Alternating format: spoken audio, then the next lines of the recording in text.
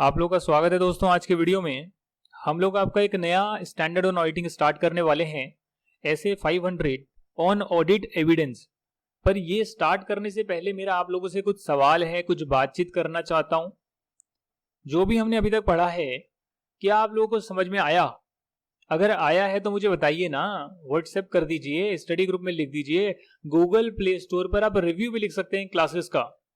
अगर कहीं पर भी डाउट आ रहा है तो व्हाट्सएप कर दीजिए, कहीं पर भी डाउट आ रहा है स्टडी ग्रुप में पूछ लीजिए।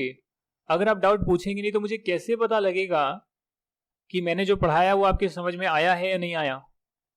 एटलीस्ट आप ये तो बता सकते हैं व्हाट्सएप करने के बाद कि हाँ मैंने इतना कर लिया है कवर, यहां तक की क्लासेस हो गई है, समझ में आ रहा है, स्टडी मटेरियल पढ़ा है।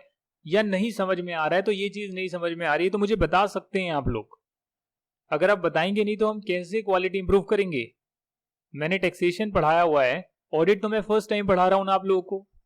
तो मेरे एंगल से भी सोचने की कोशिश करिए कि जो ऑडिट का मेरा प्रैक्टिकल एक्सपीरियंस है उसे मर्ज करके मैं आपको थ्योरेटिकल प्लस प्रैक्टिकल करवाने की कोशिश कर रहा हूं सीए इंटरमीडिएट के स्टूडेंट्स को। तो आप लोग मेरे एंगल से सोचिए कि मुझे ये जानना बहुत जरूरी है कि जो मैंने आपको पढ़ाया वो आपको कितना समझ में आया है और कहां पर आपको दिक्कत हुई है। तो ये आपकी जिम्मेदारी है कि आप मुझे बताएं। अब हम आपका जो है ऑडिट एविडेंस का चैप्टर स्टार्ट कर रहे हैं, ऐसे 500। ये जो मैंने आपको ऑडिट डॉक्यूमेंटेशन कराया था, ऑडिट डॉक्यूमेंटेशन के साथ ऑडिट एविडेंस है और तमाम ऐसे वहां पर गिवन है। जहां पर ऐसे नंबर नहीं लिखा बट मैं आपको ऐसे नंबर लिखवाऊंगा। एक नंबर ही तो है, जो कंटेंट लिखा है वो तो बुक में भी लिखा हुआ है, मैंने आपको उसका नंबर भी बता दिया है ताकि आपको क्लैरिटी रहेगी हाँ ये सारे ऐसे हमने कवर करे हैं। तो ऑडिट एविडेंस जो है दोस्तों उस पर आज हम चर्चा करेंगे। आप लोगों से सवाल है, सोचिए कि ऑडिट एविडेंस होता क्या है, व्हाट इज ऑडिट एविडेंस। सोचिए, दिमाग लगाइए, आपने इतना ऑडिट पढ़ा है, आप लोग बता सकते हैं कि ऑडिट एविडेंस क्या है। अच्छा ये बताइए कि ऑडिटर का ऑब्जेक्टिव क्या है।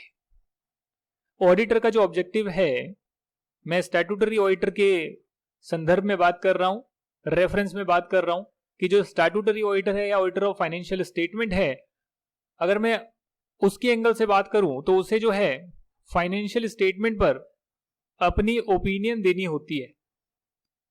ओपिनियन देने के लिए उसे रीजनेबल एश्योरेंस लेनी होती है। रीजनेबल एश्योरेंस, और रीजनेबल एश्योरेंस किसकी? की फाइनेंशियल स्टेटमेंट मटेरियली मिसस्टेटेड नहीं है, और प्लस प्लस लिख लीजिए अपनी कॉपी में, नोट्स में नहीं लिखा हुआ है, प्लस उसे ऑडिट रिस्क को रिड्यूस करना होता है टू एक्सेप्टेबली लो लेवल। अगर आपको क्लैरिटी नहीं आ रही, कहीं पर कंफ्यूज हो गए, तो मैं दोबारा से वो चीजों की चर्चा करूंगा, बार बार चर्चा करूंगा ताकि आपको वो बेसिक तो हमेशा क्लियर रहे। अब यहां पर आप देख रहे हैं तो मैंने ऑडिट का ऑब्जेक्टिव लिखा है। एक ऑडिटर जो फाइनेंशियल स्टेटमेंट की ऑडिट कर रहा है उसका ऑब्जेक्टिव क्या है कि फाइनेंशियल स्टेटमेंट पर मुझे ओपिनियन देनी है।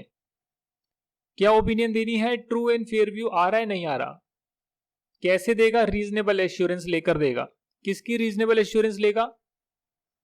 कि मिस स्टेटमेंट नहीं है फाइनेंशियल स्टेटमेंट में, मटीरियली मिस स्टेटेड नहीं है फाइनेंशियल स्टेटमेंट, पहले खुद रीजनेबल एश्योरेंस लेगा और रीजनेबल एश्योरेंस के बेस पर अपनी ओपिनियन देगा। प्लस साथ ही में उसको यह भी ध्यान रखना है कि जो ऑडिट रिस्क है मेरा, उसे मैं एक्सेप्टेबली लो लेवल तक अपना ला पाऊं। ये ऑडिट रिस्क क्या होता है आप लोग बताएंगे? सोचिए सोचिए, सोचना तो आपको पड़ेगा, ऐसे तो काम नहीं चलेगा। मैं ऐसे नहीं छोड़ूंगा जब तक आप सोचेंगे नहीं।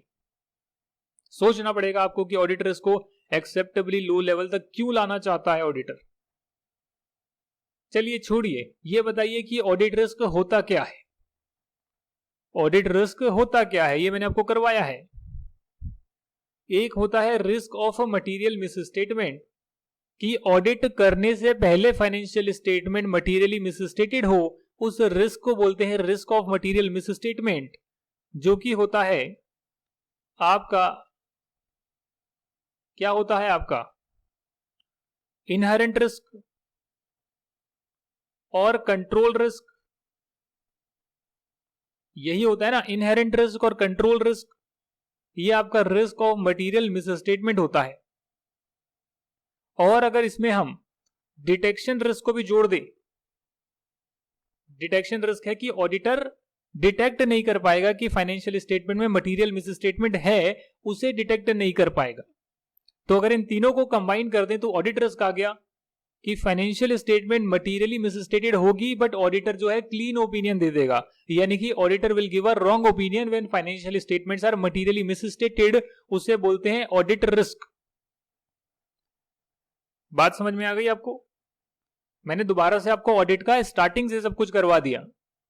रीजनेबल एश्योरेंस दोस्तों, रीजनेबल एश्योरेंस ऑडिटर कैसे लेता है आप जरा सोचिए, सोचिए, अभी तो किया है हमने। ऑडिटर रीजनेबल एश्योरेंस लेने के लिए चेकिंग करता है, ऑडिट प्रोसीजर परफॉर्म करता है। ऑडिट प्रोसीजर परफॉर्म करने के लिए वो पॉपुलेशन आइडेंटिफाई करता है कि भैया ये पर्टिकुलर चीज चेक करनी है तो इसके लिए मुझे ये पॉपुलेशन चाहिए। उस पॉपुलेशन से वो सैंपल साइज बनाता है और उसकी वो टेस्टिंग करता है। बट वो कितना टेस्ट करेगा, वो करने से पहले उससे पहले इंटरनल कंट्रोल की टेस्टिंग करनी होती है कि इंटरनल कंट्रोल जो है designed appropriately operating effectively and through out the year DOT। पहले वो इंटरनल कंट्रोल की टेस्टिंग करेगा और उसके बाद टेस्ट ऑफ कंट्रोल के बाद वो सब्सटेंटिव टेस्ट करेगा जिसमें टेस्ट ऑफ डिटेल्स आता है और सब्सटेंटिव एनालिटिकल प्रोसीजर आता है। जैसे कि मैंने आपको करवाया था क्या, रेंट की चेकिंग, पेरोल की चेकिंग भी करा। सब्सटेंटिव एनालिटिकल प्रोसीजर, जो analytical procedure test of detail की जगह पर यूज होते हैं उसे सब्सटेंटिव एनालिटिकल प्रोसीजर बोलते हैं। और जो एनालिटिकल प्रोसीजर ऑडिटर जब कंक्लूजन पर अपना यहां पहुंच जाएगा, ओपिनियन देने से पहले कंक्लूजन बना लेगा और ओपिनियन नहीं दी है तो उस कंक्लूजन को करोबोरेट करने के लिए भी वो एनालिटिकल प्रोसीजर लगाएगा कि क्या जो मैं पूरी एंटिटी का रिलेशन बिठाकर देखता हूं, इतना डेट आ रहा है तो क्या इतना इंटरेस्ट आ रहा है, इतना करंट रेशियो है तो क्या ट्रेंड के हिसाब से सही है नहीं है, इंडस्ट्री में जो और कंपीटर है उनका क्या आ रहा है। तो जो अपनी ओपिनियन ऑडिटर ने बना ली है उसे कॉरोबोरेट करने के लिए ऑडिटर जो है वो क्या करेगा, एनालिटिकल प्रोसीजर परफॉर्म करेगा। बट एनालिटिकल प्रोसीजर जो है टेस्ट ऑफ डिटेल्स की जगह भी यूज हो सकते हैं, जहां पर हम जिसे बोलते हैं सब्सटेंटिव एनालिटिकल प्रोसीजर्स। ये जो भी ऑडिटर यहां पर परफॉर्म कर रहा है, जो ऑडिट प्रोसीजर उसने परफॉर्म करे, तो वहां ऑडिट प्रोसीजर उसने परफॉर्म करे तो कुछ ना कुछ एविडेंस के बेस पर ही उसने अपना उस पॉपुलेशन के बारे में कंक्लूजन बनाया होगा कि ये पॉपुलेशन मटीरियली मिसस्टेटेड है या ठीक है, या क्या है पॉपुलेशन, ठीक है या नहीं है। उस पर जो कंक्लूजन देगा एक पर्टिकुलर पॉपुलेशन पे, और ऐसे छोटे छोटे कंक्लूजन देगा, फिर ओवरऑल कंक्लूजन देगा, ओवरऑल कंक्लूजन बनाएगा, फिर अपनी ओपिनियन देगा। तो यहां पर जो पॉपुलेशन पे छोटे छोटे अपने कंक्लूजन बना रहा है वो किसी ना किसी एविडेंस के बेस पर बना रहा है, जिसे हम ऑडिट एविडेंस बोलते हैं। ये ऑडिट एविडेंस कितने तरीके के होते हैं और इसके बारे में तमाम चीजें, बहुत सारी चीजें गिवन है कि स्पेसिफिक कंसीडरेशन, यानी इन जगहों पर हमें ऐसे ऑडिट एविडेंस लेना होता है, लेने का तरीका क्या होता है, कब लेते हैं, ऑडिट प्रोसीजर परफॉर्म करते टाइम लेते हैं, और कब लेते हैं ऑडिट एविडेंस वो भी गिवन है। क्या audit evidence audit procedure perform करने के अलावा भी कहीं से मिल सकते हैं? The answer is yes. Audit procedure perform करेंगे तो डेफिनेटली आपको ऑडिट एविडेंस रखने होंगे।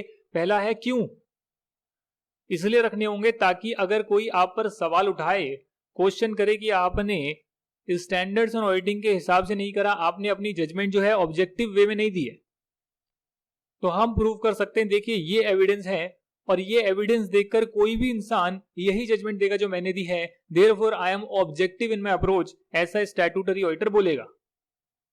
क्या ऑडिट एविडेंस सिर्फ ऑडिट प्रोसीजर के दौरान मिलते हैं? जी आंसर इज नो।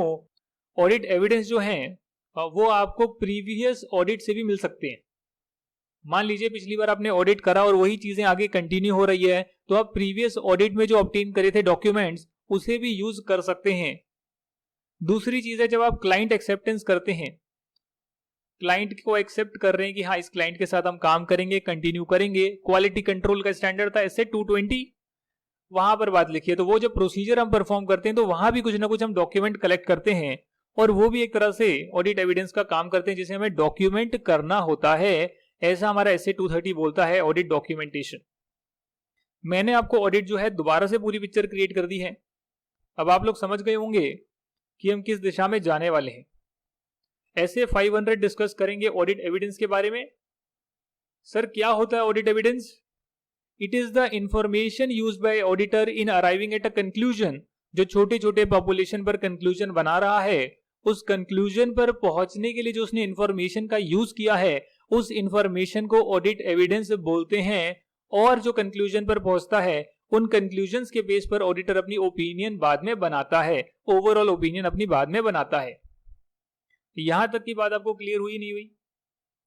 हो गई है तो बताइए, बोलो हाँ, सब कुछ समझ में आ रहा है। ऑडिट एविडेंस दोस्तों, इसमें दो चीजें हम इंक्लूड करते हैं। ऐसी आपकी बुक में लिखा हुआ था तो हमने भी यहां पर इनकॉर्पोरेट करा है कि ऑडिट एविडेंस में हम दो चीजें इनकॉर्पोरेट करते हैं, दो चीजें इंक्लूड करते हैं।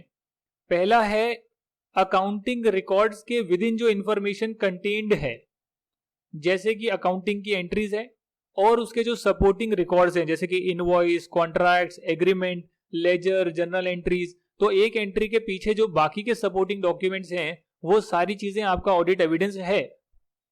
और साथ में जो जर्नल एंट्री आप करते हो, उसकी जो कैलकुलेशंस वगैरह करी हुई है कहीं पर स्प्रेडशीट में, एक्सेल में कोई कैलकुलेशन है, कोई डिटेल है, कोई फॉर्मूला लगाकर कुछ कंप्यूटेशन करी है और फिर बाद में उन्होंने एंट्री पास करी है, तो वो सारी जो कंप्यूटेशन है, कॉस्ट एलोकेशन है, रिकंसिलिएशंस वगैरह बनाई है, या कोई डिस्क्लोजर आप दे रहे हैं फाइनेंशियल स्टेटमेंट के नोट्स टू अकाउंट्स में, जैसे कंटीजेंट लाइबिलिटी का आप लोग नोट्स दे रहे हैं, बट उसकी जो डिटेल है वो आपने बनाकर रखी है एक्सेल में कि ये कहां कहां से आई है, तो वो सारी चीजें ऑडिट डॉक्यूमेंटेशन है।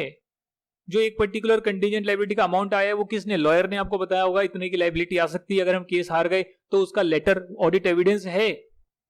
तो ये सारी चीजें आपकी ऑडिट एविडेंस है। साथ में बाकी अदर इंफॉर्मेशन भी जो ऑथेंटिकेट करती है अकाउंटिंग रिकॉर्ड्स को, वो भी आपका ऑडिट एविडेंस माना जाएगा।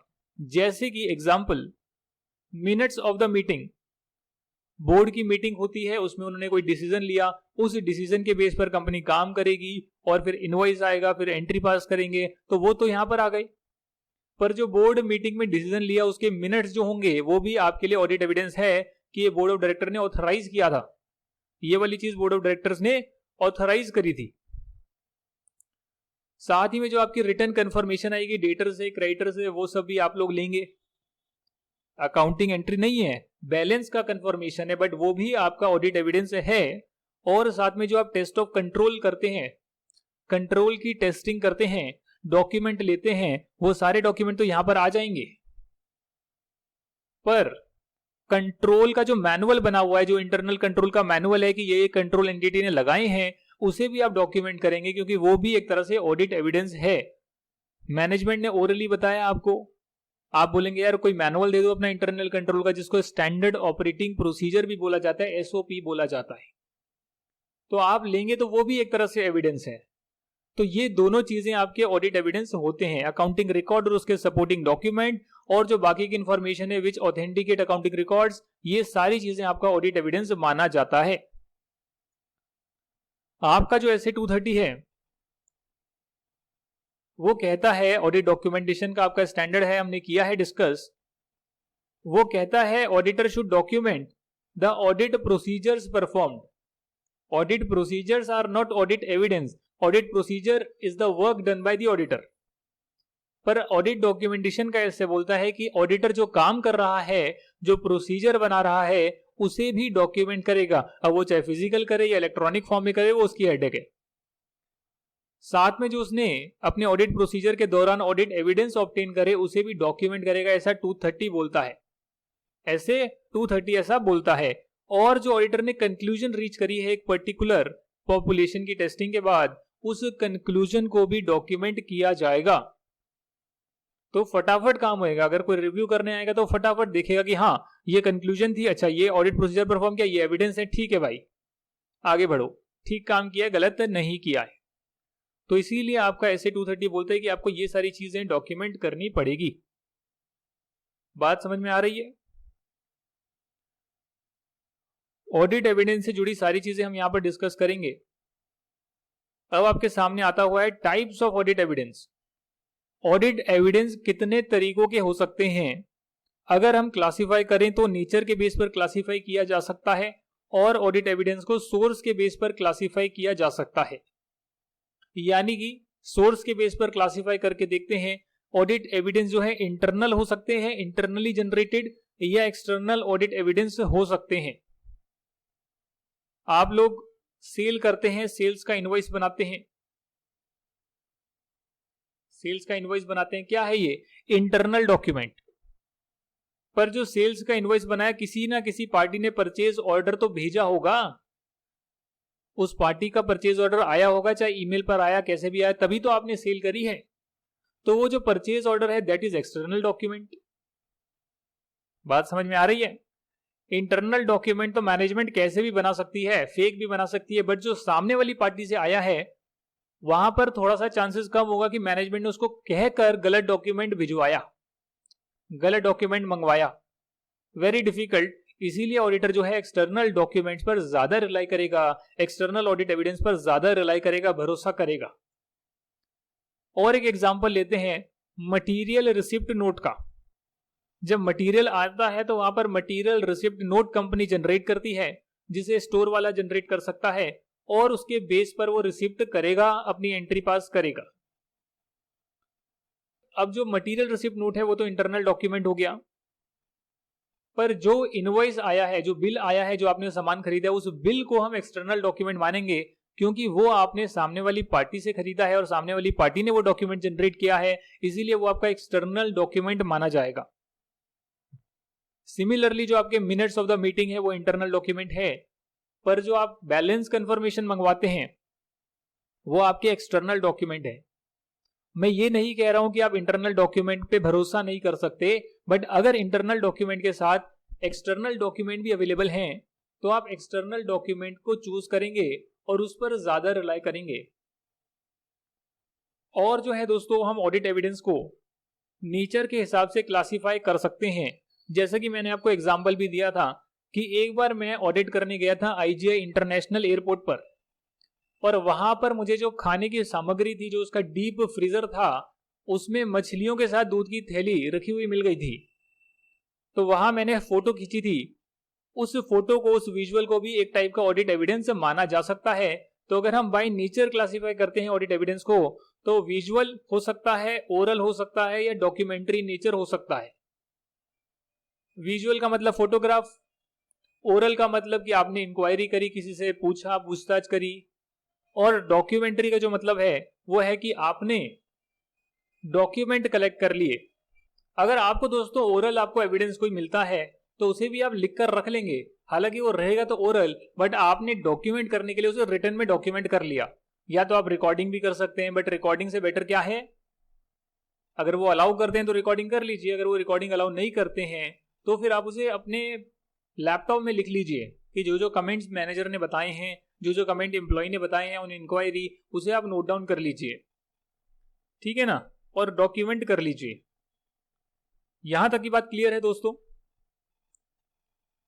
ऑडिट एविडेंस हम पढ़ रहे हैं, ऑडिट एविडेंस से जुड़ी सारी चीजें हम पढ़ेंगे। हमने स्टार्टिंग में जाना कि ऑडिट एविडेंस होता क्या है, ऑडिट एविडेंस में क्या क्या चीजें इंक्लूड होती है। ऐसे 230 भी बोलता है कि ऑडिट एविडेंस को डॉक्यूमेंट करने की जरूरत है, और हमने टाइप्स ऑफ ऑडिट एविडेंस अभी पढ़े हैं। आगे हम पढ़ेंगे SA 200, जहां पर ये बोलते हैं कि आपको रीजनेबल एश्योरेंस लेने के लिए सफिशिएंट एप्रोप्रिएट ऑडिट एविडेंस लेने की आवश्यकता है, ताकि उसके बेसिस पर आप अपने ऑडिट रिस्क को एक्सेप्टेबली लो लेवल तक ला पाएं। तो ये जो सफिशिएंट एप्रोप्रिएट वर्ड है ये आपका SA 200 में जिक्र किया हुआ है, और इसीलिए इस पर हम चर्चा करेंगे, जो कि SA 500 का पार्ट है। आपके ऑडिट एविडेंस सफिशिएंट होना चाहिए और एप्रोप्रिएट होना चाहिए। सफिशिएंट का मतलब इतना इनफ क्वांटिटी में होना चाहिए कि जिससे ऑडिटर को लगे हाँ मैंने इतने डॉक्यूमेंट कर लिए हैं, अब मुझे श्योरिटी है कि डॉक्यूमेंट की बेस पे जो मैं कंक्लूजन फॉर्म कर रहा हूं, एक रीजनेबल एश्योरेंस ले रहा हूं, वो रीजनेबल एश्योरेंस मुझे मिल पाएगी। और अगर कोई मेरे काम को चेक भी करेगा तो पाएगा कि मैंने ऑब्जेक्टिव वे में अपनी जजमेंट दी है, ना कि सब्जेक्टिव वे में। यहां पर मेरा कोई भी पर्सनल बायस नहीं है। उसे प्रूव करने के लिए आपको enough quantity of audit evidence लेने चाहिए, और साथ में ऐसे ऑडिट एविडेंस लेने चाहिए जिनकी क्वालिटी बहुत बढ़िया है। क्वालिटी का मतलब है कि वो एविडेंस जो है रिलायबल होने चाहिए और रेलेवेंट होने चाहिए। रेलेवेंस का मतलब रेलेवेंट, रेलेवेंट मतलब कि काम के एविडेंस। आपको डेटर का बैलेंस चेक करने और क्रेडिटर की कंफर्मेशन लोगे तो काम बनेगा क्या? नहीं बनेगा।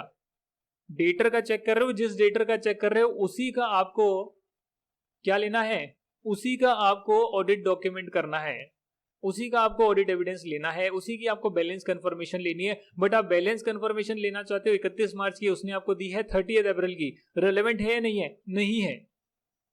तो जो चीज आपको जिस वक्त में डॉक्यूमेंट करने के लिए चाहिए, ये जो भी आप ऑडिट प्रोसीजर लगा रहे हैं, उस ऑडिट प्रोसीजर में ये आपने काम किया है, उसको जस्टिफाई करने के लिए जो एविडेंस की रिक्वायरमेंट है, वो एविडेंस को लेना बोलते हैं हम रेलेवेंस।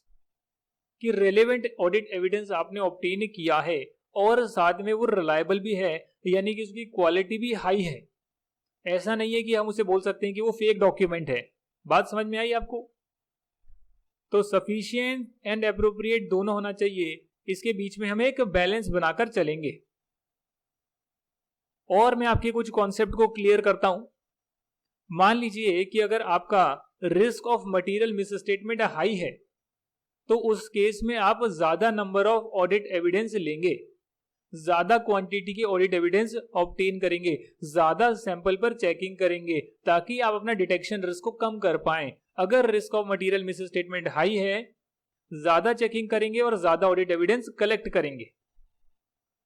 अच्छा, मान लेते हैं अगर किसी की क्वालिटी हाई है ऑडिट एविडेंस की, बहुत हाई क्वालिटी का ऑडिट एविडेंस आपके हाथ लगा है। हाई क्वालिटी से मतलब है कि बहुत रेलेवेंट भी है और जो सोर्स है वो बहुत रिलायबल भी है। बात समझ रहे हैं आप? एक्सटर्नल पार्टी से आया है, रिटन वे में आया है, 100% श्योरिटी के साथ बंदा कह रहा है कि यही है, और बाहर वाला बंदा कह रहा है कंपनी के बारे में, कंपनी का इंटरनल बंदा नहीं कह रहा। तो रेलेवेंट और रिलायबल आपको ऑडिट एविडेंस अगर मिल गया, बहुत सॉलिड मिल गया, तो वहां पर आप कम क्वांटिटी के ऑडिट एविडेंस भी ले सकते हैं, क्योंकि जितने ऑडिट एविडेंस आपने ऑब्टेन करे हैं वो बिल्कुल फुल प्रूफ है, जिन पर कोई शक नहीं कर सकता है। हालांकि इसका उल्टा ट्रू नहीं है। मतलब आप मुझसे कहेंगे सर एक काम करते हैं, हमें ऑडिट एविडेंस लोअर क्वालिटी के मिले हैं, यानी कंपनी के इंटरनल जनरेटेड ऑडिट एविडेंस मिले हैं, किसी डॉक्यूमेंट पर साइन है, किसी पर नहीं है, ज्यादा रिलायबल और रिलेवेंट डॉक्यूमेंट नहीं है। ये रिलेवेंट है बट ज्यादा रिलायबल डॉक्यूमेंट नहीं है। अब आप क्या करेंगे? आप कहेंगे एक काम करते हैं, क्वालिटी कम है तो क्वांटिटी बढ़ा लेते हैं। The answer is no. आप बेकार डॉक्यूमेंट जो है, कम क्वालिटी वाले जो डॉक्यूमेंट है, उसे आप ज्यादा क्वांटिटी से कंपनसेट नहीं कर सकते। बट हाँ, अगर आपको बहुत ज्यादा क्वालिटी के ऑडिट एविडेंस मिलते हैं तो फिर आप कम क्वांटिटी से काम चला सकते हैं। बट इसका vice versa is not true.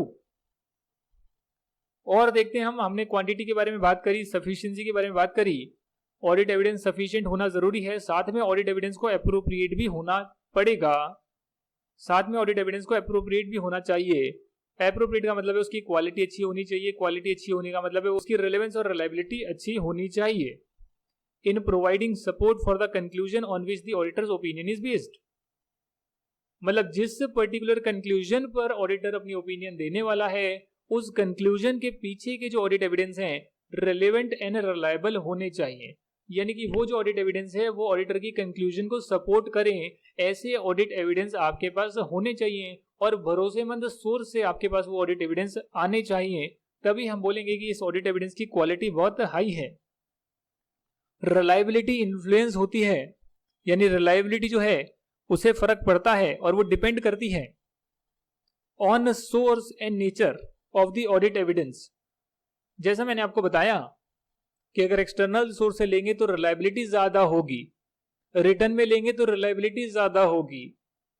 तो आपकी जो सोर्स है और जो नेचर है उस पर डिपेंड करता है कि कितना ऑडिट एविडेंस ज्यादा रिलायबल है, कितना कम रिलायबल है, और साथ में डिपेंडेंट है on the individual circumstances under which it is obtained, under which it is obtained. एक एम्प्लॉय कंपनी छोड़कर जा रहा था, लास्ट डे पर उससे हमने इंक्वायरी भी करी और हमने कुछ डॉक्यूमेंट भी करा, मतलब उसने कुछ रिटर्न हमें चीजें भी प्रोवाइड करी, और वहां पर पता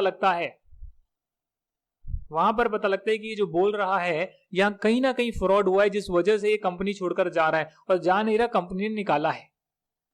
हमें कुछ हिंट मिला और उस सर्कमस्टेंस में ऐसे थे वो और वो सर्कमस्टेंस ऐसे थे कि जिसमें जो ऑडिट एविडेंस हमें हाथ लगा, चाहे वो इंक्वायरी हो, चाहे हमने कुछ ऑब्जर्व किया हो, चाहे हमने कुछ फोटो वगैरह खींची हो, या कुछ रिटर्न में हमने लिखवाकर साइन लिया हो एम्प्लॉय से, कुछ भी टाइप का हमने ऑडिट एविडेंस लिया हो, बट जिस सर्कमस्टेंस, जिस हालात में लिया गया उस पर भी डिपेंड करता है कि भैया इस हालात में मुझे एविडेंस मिला है,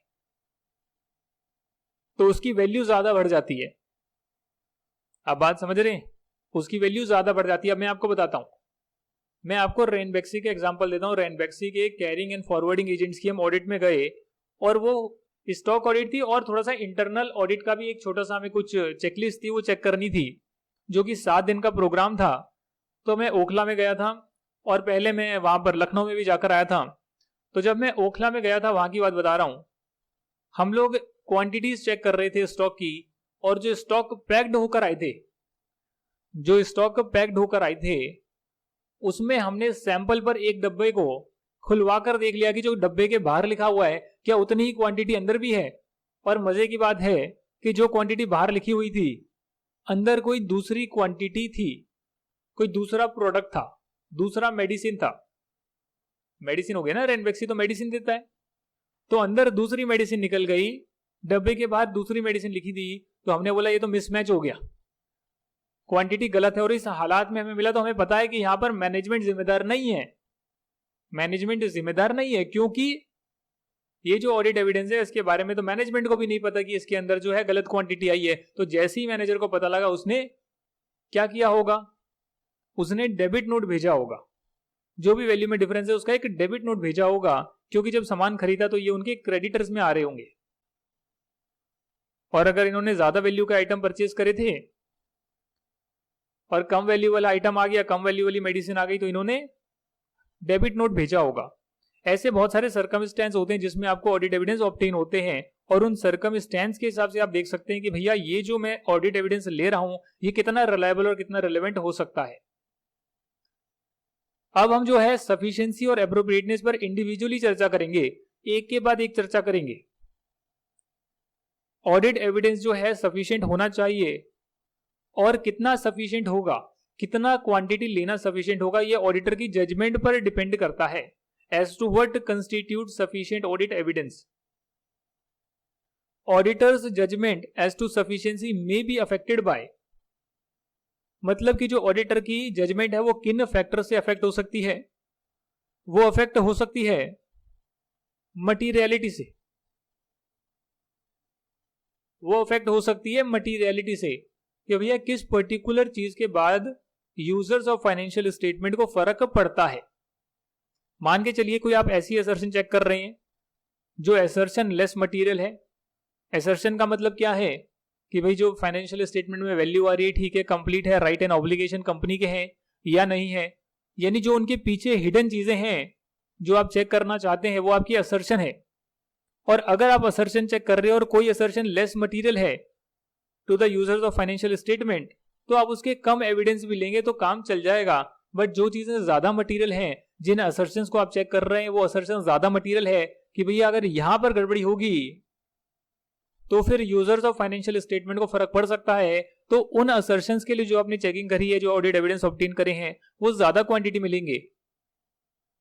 अब ना भी ले, ऑडिटर की जजमेंट है, बट इन चीजों से फर्क पड़ता है। Risk of material miss statement कितना हाई है, कितना लो है। Risk of material miss statement क्या होता है, मैंने आपको स्टार्टिंग में बताया वीडियो के। लोअर एविडेंस लेंगे for assertions that have a lower risk of material miss statement, जहां पर गड़बड़ी होने की संभावनाएं कम है, जहां पर कंट्रोल्स इफेक्टिव हैं। तो कंट्रोल्स इफेक्टिव होने से क्या होगा, risk of material misstatement कम होगा। और अगर risk of material misstatement कम है तो वहां पर आप लेसर नंबर ऑफ क्वांटिटी भी ऑब्टेन कर सकते हैं।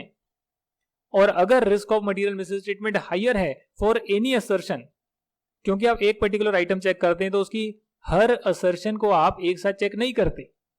जैसे कि मैं इन्वेंट्री चेक कर रहा हूं तो इन्वेंट्री में एग्जिस्टेंस भी चेक करनी है, उसकी जो फिजिकल क्वांटिटी आ रही है वो भी चेक करनी है, यूनिट्स वगैरह जो आ रही है, फिर उसकी मुझे वैल्यूएशन भी चेक करनी है।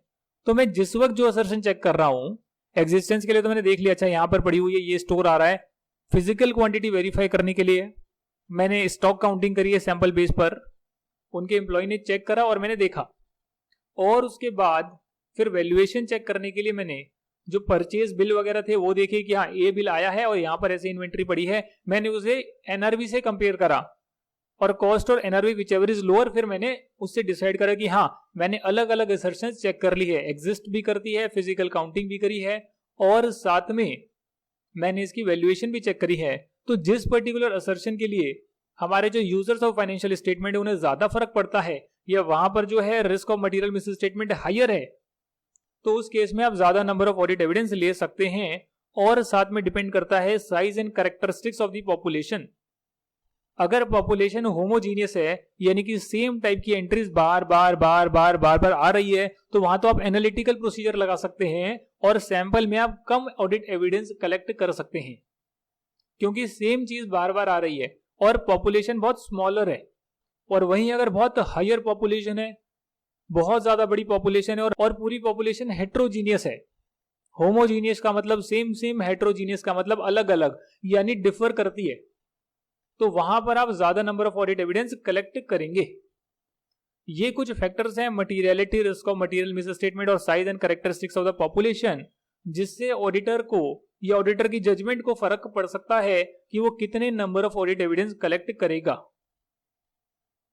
अब बात करते हैं रिलेवेंस की। रिलेवेंस एंड रिलायबिलिटी यानी कि एप्रोप्रिएटनेस यानी कि क्वालिटी, और उसकी हम चर्चा करते हैं जिसके बाद हम आज की क्लास कंप्लीट करेंगे, बाकी हम नेक्स्ट क्लास में चर्चा करेंगे। Relevance and reliability of audit evidence में हम रेलेवेंस को अलग पढ़ेंगे और रिलायबिलिटी को अलग पढ़ेंगे और दोनों चीजों पर चर्चा करेंगे। यहां देखते हैं दोस्तों,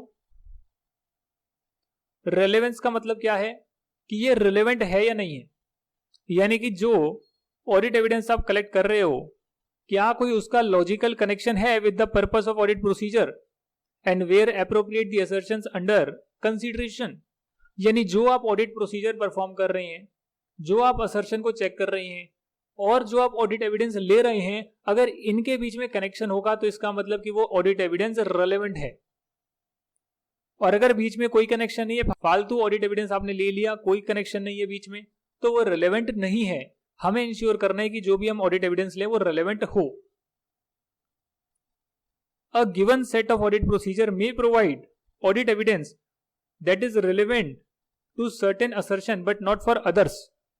अब जैसे मैंने आपको बताया, आपने इन्वेंट्री की फिजिकल काउंटिंग करी तो आपको उसकी एग्जिस्टेंस पता लग गई, आपको उसकी जो कंप्लीटनेस है या जो भी चीजें आप चेक कर रही हैं, एक तरह से अगर आपने कम इन्वेंट्री है, आपने टोटल सारा सैंपल चेक कर लिया तो आपको पता लग गया पूरी इन्वेंट्रीज यहाँ पर रिकॉर्ड करी गई है, एग्जिस्ट करती है। तो जब आपने फिजिकल काउंटिंग करी तो वहां पर वैल्यूएशन चेक नहीं हुई है, इसीलिए जो आप ऑडिट एविडेंस वहां पर लेंगे जरूरी नहीं कि वो सारी असर्शन के लिए इक्विवेलेंट होगा, रेलेवेंट होगा, नहीं। एक पर्टिकुलर ऑडिट एविडेंस किसी असर्शन के लिए सही हो सकता है, दूसरी असर्शन के लिए रेलेवेंट ना भी हो, ऐसा भी हो सकता है। ऑडिट एविडेंस जो आप अलग अलग सोर्सेज से लेते हैं, जैसे कि आपने क्या लिया, आपने सेल्स इनवॉइस लिया, सेल करी है, आपने परचेज ऑर्डर भी ले लिया, आपने देखा इस परचेज ऑर्डर के लिए मटेरियल रिक्विजिशन नोट जो है क्या वो इशू हुआ था, नहीं हुआ था।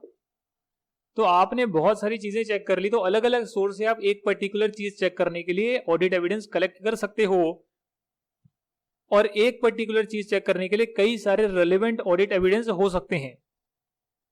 Audit evidence from different sources और of a different nature may be relevant to same assertion. जी हाँ, आप एक ही चीज चेक कर रहे हैं, आप सिर्फ अमाउंट ही चेक कर रहे हैं, बट वो अमाउंट आपने सेल इनवॉइस में भी देखी, आपने परचेज ऑर्डर में भी देखी, आपने हर जगह पर देख ली कि ये अमाउंट है, ये अमाउंट है, ये अमाउंट ठीक है, एग्रीमेंट था, कॉन्ट्रैक्ट था, उसमें आपने अमाउंट देख ली, अमाउंट आप चेक कर रहे हैं, एक पर्टिकुलर एक्यूरेसी आप चेक कर रहे हैं अमाउंट की, उसके लिए आपने कई सारे ऑडिट एविडेंस को चेक करा।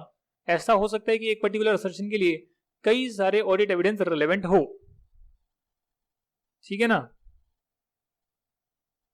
यहां तक कि आपको बात समझ में आई है, तो हम अब रिलायबिलिटी के बारे में चर्चा करते हैं और उसके बाद मैं आपकी क्लास कंप्लीट कर दूंगा आज की। रिलायबिलिटी दोस्तों इन्फ्लुएंस होती है by the nature and source of audit evidence. किस नेचर में, कौन से नेचर का ऑडिट एविडेंस है, विजुअल है, ओरल है, डॉक्यूमेंट्री है, किस सोर्स से आया है, इंटरनल है, एक्सटर्नल है, और किन सर्कमस्टांसेस में, किन हालात में ऑडिट एविडेंस को ऑब्टेन किया गया है, and including the controls over its preparation and maintenance where relevant. उस ऑडिट एविडेंस को जनरेट करने के पीछे कितने कंट्रोल लगे हैं। ऐसा है कोई भी जनरेट कर सकता है तो आपका जो है रिलायबिलिटी कम होगी। ऐसा है कि प्रॉपर प्रोसीजर फॉलो किया जाता है तभी ऐसा डॉक्यूमेंट जनरेट होता है तो रिलायबिलिटी हायर होगी। किस सोर्स से आया है डिपेंड करता है, इंटरनल है एक्सटर्नल है डिपेंड करता है कि कितना रिलायबल ऑडिट एविडेंस होगा। इसीलिए आप ये सारी चीजें देखेंगे, किस सर्कमस्टेंस में ऑब्टेन किया गया ये भी आप लोग देखेंगे और उसके बाद आप देख सकते हैं कितना रिलायबल ऑडिट एविडेंस आपके हाथ लगा है। हायर क्वालिटी का ऑडिट एविडेंस हम लेने की कोशिश करेंगे और कुछ जनरल बातें यहाँ लिखी हुई है। Reliability of audit evidence increases, short में ऐसा लिखा है, पूरा लिख कर आएंगे पेपर में, when it is obtained from independent sources outside the entity. Independent source entity के बाहर है, वहां से कोई डॉक्यूमेंट आपके हाथ लगाए, ऑडिट एविडेंस हाथ लगाए तो वो ज्यादा रिलायबल होगा। ऐसी जनरल बातें आपके ऐसे 500 में लिखी हुई है। साथ ही में अगर आपने ऑडिट एविडेंस को इंटरनली जनरेट किया है, कंपनी के इंटरनली जनरेट हुआ है ऑडिट एविडेंस, तो वो भी रिलायबल हो सकता है अगर वहां पर कंट्रोल्स इफेक्टिव हैं, related controls are effective. If it is obtained directly by the auditor, मतलब ऑडिटर को किसी ने दिया नहीं ऑडिट एविडेंस बल्कि ऑडिटर ने स्वयं वो ऑडिट एविडेंस कलेक्ट किया है। जैसे कि उसने कंट्रोल्स को ऑब्जर्व किया है कि एक्चुअली में कंट्रोल्स है नहीं है, एक्चुअली में उसने इन्वेंट्री देखी है, जाकर उसके काउंटिंग को देखा है, तो ये सारी चीजें जो होती हैं वहां पर ऑडिटर की रिलायबिलिटी बढ़ जाती है। अब एक बंदा आकर ऑडिटर को देगा सर ये लीजिए, एक ऑडिटर खुद जाकर जहां पर जनरेट होता है वहां से देख कर लेगा तो वहां रिलायबिलिटी ज्यादा होगी। साथ ही में अगर कोई ऑडिट एविडेंस डॉक्यूमेंट्री नेचर का है तो वो ज्यादा रिलायबल होगा as compare to oral audit evidence. बातचीत करी, किसी ने आपको इंफॉर्मेशन दी, वो भी एक तरह से एविडेंस है, उसके बेस पर आप अपना ऑडिट प्रोसीजर परफॉर्म करेंगे। कंट्रोल की टेस्टिंग कर रहे हैं, आपने बातचीत करके जाना कि कंट्रोल कितनी इफेक्टिव है नहीं है, पर उससे बेटर है कि आप डॉक्यूमेंट करें और डॉक्यूमेंट्री फॉर्म में जो ऑडिट एविडेंस लिया जाता है वो ज्यादा रिलायबल होता है। And last is audit evidence provided by original documents are more reliable than obtained from photocopies. अब आपको सेल्स इनवॉइस, परचेज ऑर्डर की फोटोकॉपी मिलेगी, वो ज्यादा रिलायबल होगा, या ओरिजिनल मिलेगा डॉक्यूमेंट चेक करने के लिए, ओरिजिनल एग्रीमेंट मिलेंगे, ओरिजिनल फिक्स डिपॉजिट आप चेक करेंगे तो वो ज्यादा रिलायबल होगी। फोटोकॉपी तो एडिट करके बनाई जा सकती है पर ओरिजिनल डॉक्यूमेंट जो है उसे आप कंप्यूटर से मॉडिफाई नहीं कर सकते हो, हालांकि करने वाले लोग तो करते हैं, फिर भी अगर हम ओरिजिनल डॉक्यूमेंट ऑब्टेन करेंगे तो वो ज्यादा रिलायबल होंगे। ये सारी बातें जो मैंने आपको ऊपर बताई है ये पेपर में आ सकती है कि बताइए कब कब ऑडिट एविडेंस ज्यादा रिलायबल होंगे, तो आप ये पांचों चीजें लिखकर आ सकते हैं। रिलायबिलिटी का मतलब क्या होता है, रिलेवेंस का मतलब क्या होता है, पेपर में आ जाएगा क्वेश्चन। एग्जाम्पल के हिसाब से समझाओ, एग्जाम्पल देकर समझाओ, तो आप ये सारी बातें लिख सकते हैं। जो मैंने आपको यहाँ पर रिलायबिलिटी के बारे में बात बताई है वो सारी की सारी जनरल बातें हैं about the reliability, but sometimes exceptions में एग्जिस्ट, मतलब एक्सेप्शन हो सकते हैं। हमने बोला कि एक्सटर्नल सोर्स जो है वो ज्यादा रिलायबल होगा, तो यार एक्सटर्नल सोर्स में ऐसा हो सकता है कि जो मैनेजमेंट का एक्सपर्ट है, कोई लॉयर है या कोई और है, उसकी बात पे हम रिलाय तो कर रहे हैं बट वो नॉलेजेबल पर्सन नहीं है, ये लॉयर भी नहीं है, कोई मैनेजमेंट का एक्सपर्ट है, जिस बंदे से हमने डॉक्यूमेंट ऑब्टेन करे आउटसाइड द एंटिटी से डॉक्यूमेंट ऑब्टेन करे हैं, पर वो नॉलेजेबल पर्सन नहीं है। और अगर वो नॉलेजेबल पर्सन नहीं है या फिर मैनेजमेंट के साथ मिला हुआ है तो एक्सटर्नल सोर्स से आने के बाद भी वो डॉक्यूमेंट जो है ज्यादा रिलायबल नहीं होंगे। इसीलिए जो हमने बात पढ़ी है वो जनरली तो होता है बट हमेशा होगा जरूरी नहीं है। बात समझ में आ गई? मैनेजमेंट एक्सपर्ट लैक्स ऑब्जेक्टिविटी, यानी कि ऑब्जेक्टिव नहीं है बल्कि सब्जेक्टिव है, कहीं ना कहीं पर्सनल बायस उसका इन्वॉल्व है और उसके बेस पर उस पर्टिकुलर बंदे ने, मैनेजमेंट के एक्सपर्ट ने ऑडिटर को डॉक्यूमेंट सेंड किया है, तो वो ज्यादा रिलायबल नहीं होगा, हालांकि वो आउटसाइड सोर्स से आया हो। यहां तक की बात क्लियर होगी तो एक लास्ट पैराग्राफ पढ़ लेते हैं रेलेवेंस एंड रिलायबिलिटी के बारे में, और फिर आपका जो है आज की क्लास हम कंप्लीट कर देंगे। While audit evidence is primarily obtained from audit procedures performed, however, it may also includes information obtained from other sources. जी हाँ, जनरली तो हम ऑडिट एविडेंस को ऑडिट प्रोसीजर परफॉर्म करने के टाइम पर ऑब्टेन करते हैं, पर उसके अलावा कहां से ऑडिट एविडेंस और आ सकता है वो नीचे लिखा हुआ है कि आपने जो प्रीवियस ऑडिट करी है उस प्रीवियस ऑडिट में आपने कोई डॉक्यूमेंट कलेक्ट करे होंगे और आप करंट प्रोसीजर परफॉर्म कर रहे हैं, बट आप उस डॉक्यूमेंट का रेफरेंस ले रहे हैं क्योंकि वो कंटिन्यूइंग रिलेवेंस का डॉक्यूमेंट है, यानी कि उसमें जो एग्रीमेंट में डेट लिखी थी वो 5 साल की डेट लिखी थी, तो अगले 5 साल तक वही एग्रीमेंट रिलेवेंट होगा और आप प्रीवियस ऑडिट में जो आपने डॉक्यूमेंट को ऑब्टेन किया था आप उसे यूज कर रहे हैं, तो अभी का ऑडिट प्रोसीजर ऑब्टेन करने के टाइम नहीं ऑब्टेन कर रहे, पहले किया हुआ था, उसे भी आप यूज कर सकते हैं। या फिर जो फर्म का क्वालिटी कंट्रोल प्रोसीजर होता है for client acceptance and continuation, कि हम जो क्लाइंट आया है उसको एक्सेप्ट करें, उसका एंगेजमेंट लें, या फिर हम जो एग्जिस्टिंग क्लाइंट है उसका नेक्स्ट ईयर कंटिन्यू करें या ना करें। ऐसे 220 हमने पढ़ा था, तो वहां पर भी हम कई डॉक्यूमेंट क्लाइंट के बारे में कलेक्ट करते हैं, उन डॉक्यूमेंट्स को भी हम ऑडिट एविडेंस के तौर पर यूज कर सकते हैं। तो ये आपकी जो जनरल बातें थी वो मैंने आपके साथ डिस्कस करी कि आप ऑडिट एविडेंस कब ऑब्टेन करते हैं, कैसे ऑब्टेन करते हैं, ऑडिट प्रोसीजर ऑब्टेन करने के टाइम और उसके बाद भी, जो उसके बाहर से भी आ सकता है, प्रीवियस ऑडिट से या क्लाइंट एक्सेप्टेंस के टाइम भी ऑडिट एविडेंस कलेक्ट किया जा सकता है। कितने टाइप के होते हैं, ऑडिट एविडेंस का मतलब क्या होता है, डॉक्यूमेंट हमें करना होता है, ऐसे 230 बोलता है, सफिशिएंट एप्रोप्रिएट क्या होता है, ये आपका सारा का सारा जो था ऐसे 500 मैंने डिस्कस किया है। और इसके जो 3 पेजेस और हैं, इसके जो 3 पेजेस और हैं वो भी हम डिस्कस करेंगे कि कौन से टाइप के ऑडिट प्रोसीजर परफॉर्म करने के टाइम आप ये एविडेंस को कलेक्ट करते हैं, इंस्पेक्शन के टाइम, ऑब्जर्वेशन के टाइम, री परफॉर्मेंस इंक्वायरी के टाइम, ये सारी बातें हम नेक्स्ट क्लास में डिस्कस करेंगे। और फिर आपका ऑडिट एविडेंस का पार्ट कंप्लीट हो जाएगा। हालांकि ऐसे कई और भी आपके एसेज हैं जो कि आपके चैप्टर नंबर 3 में, ये जो ऑडिट डॉक्यूमेंटेशन वाला चैप्टर था, ऑडिट एविडेंस वाला चैप्टर है, उसी में इंक्लूड कर दिए गए हैं। ऐसे 500, 501 भी कर दिया, रिटर्न रिप्रेजेंटेशन, एक्सटर्नल कंफर्मेशन का भी कर दिया, बहुत सारे ऐसे वहां पर इंक्लूड कर दिए। तो हम उसके अलग अलग ऐसे बनाकर पढ़ रहे हैं। और जैसे ही आपका ये कंप्लीट हो जाता है दोस्तों, उसके बाद आपका कंपनी ऑडिट स्टार्ट होगा, ऑडिट रिपोर्ट होगा। कंपनी ऑडिट और ऑडिट रिपोर्ट हम डिस्कस करेंगे। चलिए फिर मिलते हैं अगली क्लास में, तब तक के लिए आपका बहुत बहुत धन्यवाद। Thank you so much and bye bye.